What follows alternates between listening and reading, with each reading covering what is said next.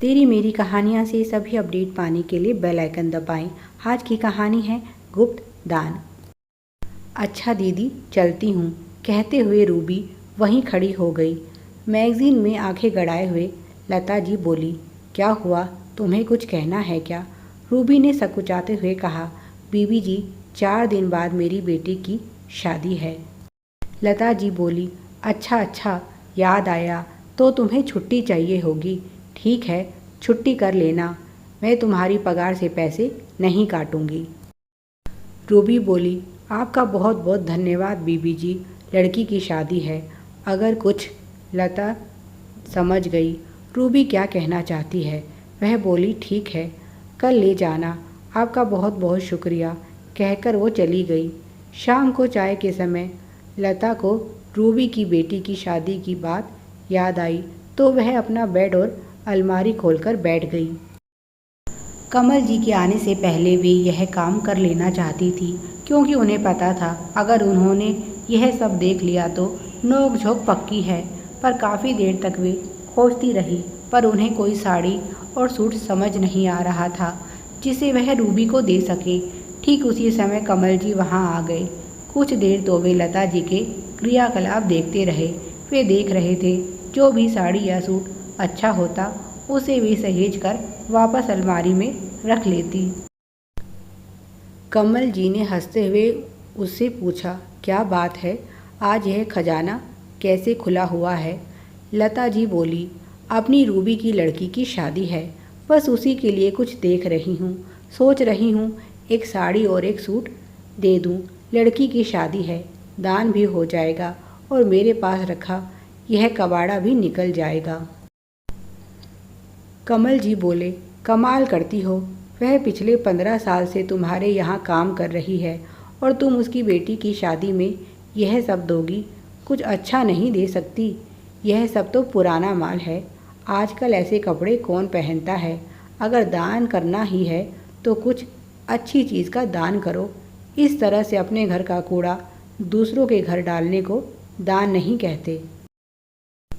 उनकी इस बात पर लता को गुस्सा आ गया और उसने नाराज़ होते हुए कहा, आपको बड़ा कबाड़ा दिखाई दे रहा है?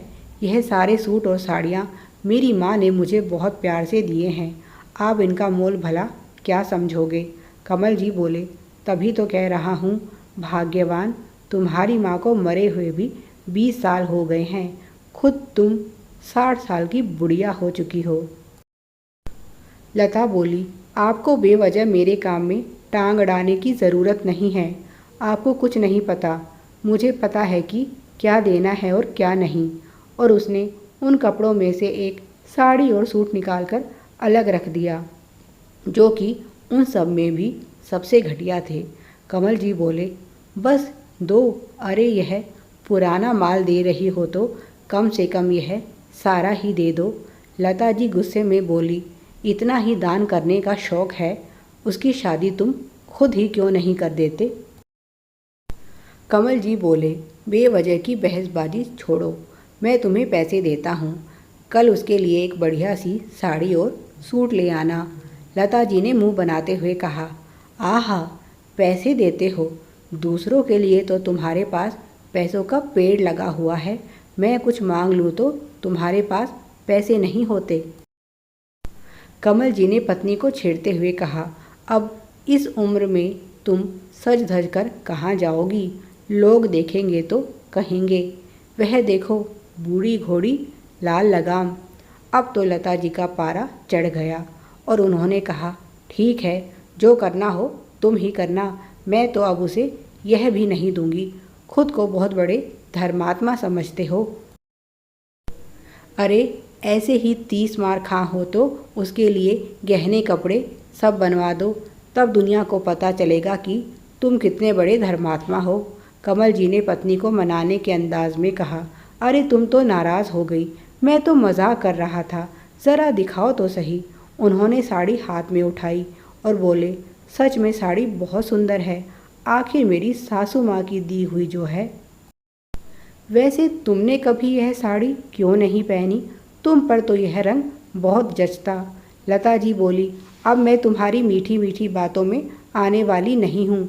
कल जब रूबी पूछेगी तो मैं कह दूंगी लड़की की शादी के लिए जो मांगना है अपने साहब से मांग, मेरे पास कुछ नहीं है। इसी ने कहीं पैसों का पेड़ लगा रखा है, वहाँ से पैसे तोड़ कर लाएगा और तेरी झोली भर देगा। बात बढ़ती देख कमल जी ने चुप रहने में ही भलाई समझी। अगले दिन जब रूबी काम करके जाने लगी तो उसने लता जी से कहा, बीबी जी कल आपने कहा था कि। कमल जी वहीं बैठे अखबार पढ़ रहे थे। उन्होंने पत्नी की तरफ देखा और मन ही मन सोचा, अरे ओ कंजूस बुढ़िया, कुछ दान भी कर दिया कर। लता जी ने उनकी तरफ देखा तो उन्होंने अखबार से मुंह छुपा लिया। वे मुस्कुराई और मन ही मन सोचने लगी, क्यों, क्या हुआ बुढ़ऊ, अब आवाज़ नहीं निकल रही? कल तो जेब से बड़े पैसे निकल निकल कर भाग रहे थे। उन्होंने एक बड़ा सा थैला रूबी की तरफ बढ़ाते हुए कहा, देख ले, मेरे पास तो यही है, कोई तेरे काम का हो तो ले जा। तभी तपाक से कमल जी बोले, अब क्या देखना, यह थैला ही ले जा।